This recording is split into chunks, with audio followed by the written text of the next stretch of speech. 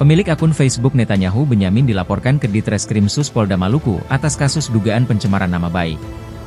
Laporan itu dilayangkan jurnalis Tribun News Ambon, Jenderal Luis didampingi pengacaranya, Brian Karyu dan diterima dalam surat tanda terima pengaduan nomor STTP-186-Romawi 12-2024 Ditreskrimsus tertanggal Rabu 18 Desember 2024.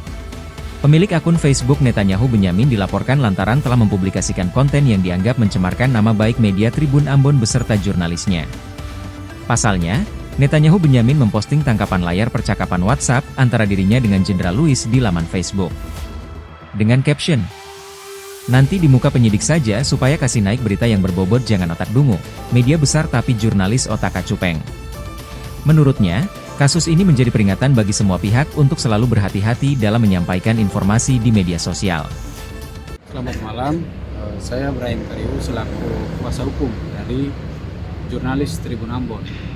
Saat ini telah melaporkan akun media sosial Facebook atas nama Netanyahu Benyamin di Ditreskrimsus Polda Maluku terkait dengan dugaan tindak pidana pencemaran nama baik.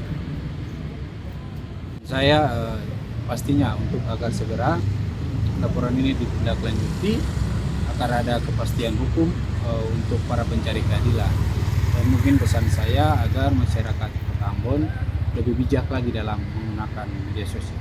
Mungkin itu saja pesan saya untuk masyarakat Kota Ambon.